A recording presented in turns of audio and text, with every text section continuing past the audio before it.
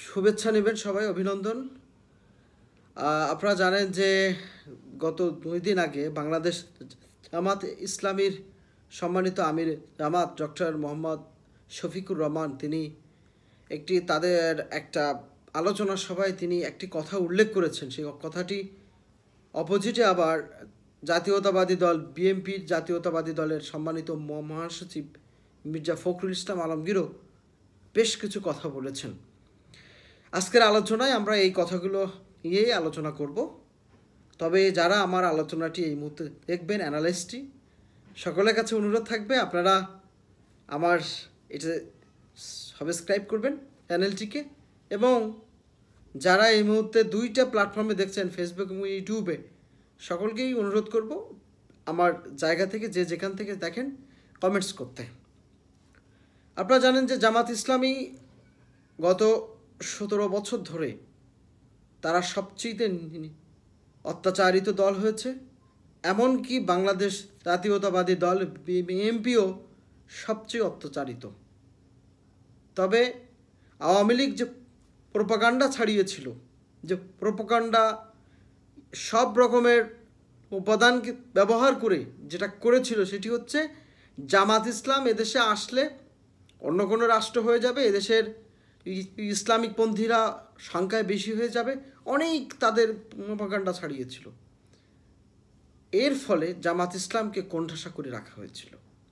বাস্তবিক পক্ষে ডক্টর শফিকুর রহমান তিনি যে কথাটি বলেছেন যে একদিকে রাষ্ট্র সংস্কারের জন্য আমরা আমাদের ছাত্ররা, আমাদের ভাইয়েরা, আমাদের সন্তানেরা জীবন দিল, আজকে সেই সংস্কারে হওয়ার আগেই আমরা ইলেকশন করে জিকির করছি।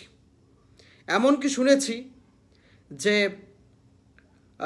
বিভিন্ন জায়গায় ফুটপাথগুলো তাদের দলীয় ক্যাডাররা দখল করে নিচ্ছে, কিন্তু তিনি কোনো দলের নাম উল্লেখ করেননি। আবার এই কথার মূল অর্থ তিনি বাংলাদেশের বর্তমান যে জাতীয়তাবাদী দল, তারেক রহমান সাহেবের যে দল, খালেদা জিয়া যে দল বিএনপি, সেটাকে ইঙ্গিত করা এটা স্বাভাবিক। কারণ আপেক্ষিক হচ্ছে এই মুহূর্তে প্রতীয়মান হয় না যে আওয়ামী লীগ এই মুহূর্তে বাংলাদেশের রাজনীতিতে সুষ্ঠু ধারায় আসবে ফিরে। কেননা বাংলাদেশ আওয়ামী লীগের যে অবস্থা 5ই আগস্টের পরে হয়েছে, সেটা থেকে তাদের আসতে গেলে জনগণ তাদের কিভাবে অ্যাকসেপ্টেন্স করবে সেটা খুবই গুরুত্বপূর্ণ। এর জন্য স্বাভাবিক প্রক্রিয়ায় যদি আমরা এটাকে একটি সুন্দর আলোচনা বা যুক্তিতর্কের দিকে নিয়ে যাই, তাহলে জামাত ইসলাম যে কথাটি তারা বলছে, জামাত ইসলামের আমির যেটা বলছে, সেটা একটা প্রতিপক্ষ হিসাবে বলতে পারে। আবার মির্জা ফখরুল ইসলাম আলমগীর তার জবাবে, সাংবাদিকদের জবাবে বলেছেন যে যাদের জনসমর্থন নাই তারাই শুধুমাত্র এই কথা বলতে পারে, কিন্তু তিনি কোনো দলের নাম উল্লেখ করেন নাই। অবস্থাটা হচ্ছে যে আমাদের বাংলাদেশের রাজনীতির যে প্রেক্ষাপটগুলো তৈরি হয়, সেটা সাধারণ জনগণ খুব তাড়াতাড়ি হৃদয় থেকে তারা মুছে ফেলতে চায়, কিন্তু না, সেটা তার ফেলা সম্ভব না।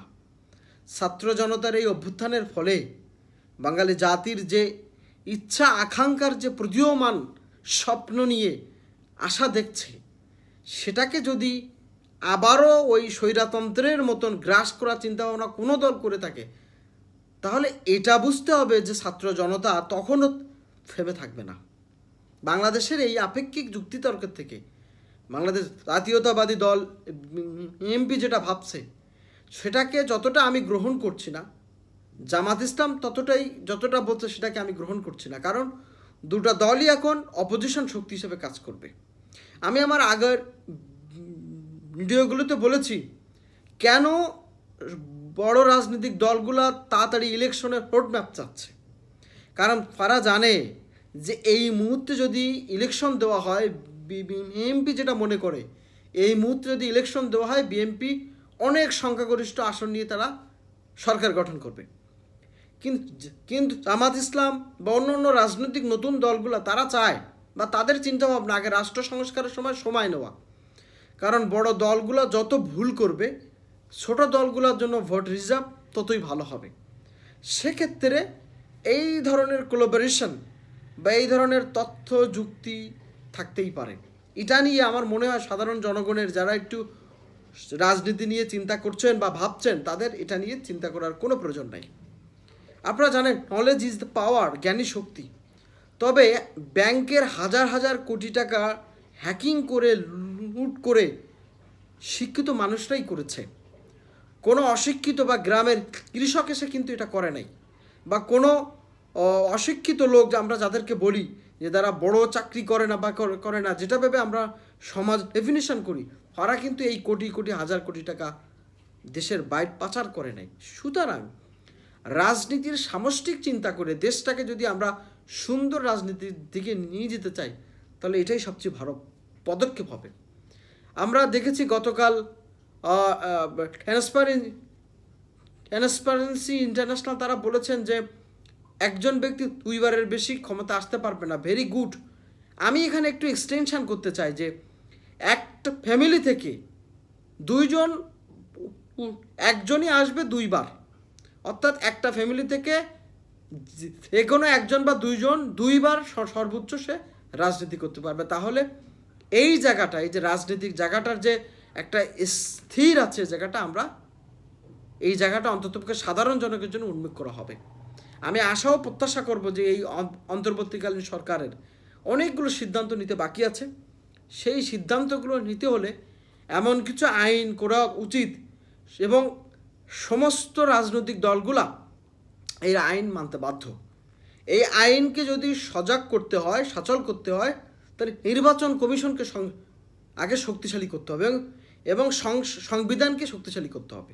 নির্বাচন কমিশনে যখনই মনোনয়নপত্র দিবে বা যখনই নির্বাচন কমিশনে যখনই ইলেকশনে আয়োজন করা হবে, তখনই এই ধরনের কিছু ক্যাটাগরি সত্তলম জুড়ে দিতে পারলে বাংলাদেশের আপনি আমি সাধারণ জনতাও এই সমস্ত রাজনৈতিক চিন্তাভাবনার মধ্যে আমরা ঢুকতে পারবো। কারণ আমাদের মধ্যে এক ধরনের মানুষের চিন্তাভাবনা হয়ে গেছে যে সবচেয়ে টাকাওয়ালা মানুষ, যে সবচেয়ে চোরাচালানে বিশ্বাসী, যার অর্থ আছে, সম্পদ আছে, চোরাচালানকারী, দুর্নীতিবাজ, চাঁদাবাজি, সে সর্বোচ্চ আকারে বাংলাদেশের এমপি হতে পারবে।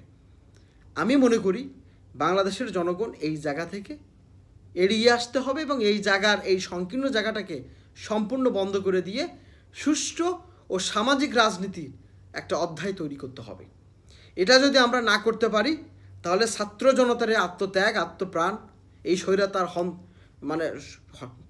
হটানো, এটার কোনো অর্থই আসবে না। সুতরাং আমরা সাদাকে সাদা, কালোকে কালো বলে রাষ্ট্র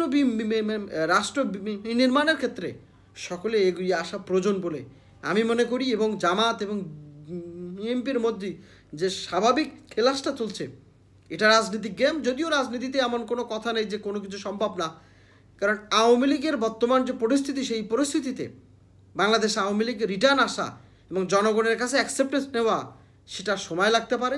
এজন্য বাংলাদেশের সাধারণ জনতা মনে করে রাজনীতিতে জামাত এবং বিএনপির মধ্যে যদি জোট ভিত্তিক হয়ে যায়, অর্থাৎ জামাত স্বতন্ত্রভাবে আলাদা ইলেকশন করবে, বিএনপি স্বতন্ত্রভাবে করবে, সেক্ষেত্রে জামাতের বেশ কিছু সংখ্যক আসন হয়তো গতবারের থেকে অনেক বেশি হতে পারে। এবং আমার মনে হয় জামাত ইসলামকে এই মুহূর্তে রাষ্ট্র ক্ষমতায় না যেয়ে নির্দলীয় দল হিসাবে নির্দলীয় দল হিসাবেই অন্ততপক্ষে উপস্থাপন করে জনগণের অ্যাকসেপ্টেন্স নিতে পারবে এবং বিএনপির যত ভুলগুলা, সেগুলো যদি জামাত ইসলাম বিরোধী দল থেকে সাধারণ জনগণের মাঝে বলতে পারে, যদি অ্যাকসেপ্টেন্স নিতে পারে, তাহলে আগামীর বাংলাদেশ জামাতের হাতেই উঠতে পারে। সবাই ভালো থাকবেন। আল্লাহ হাফেজ।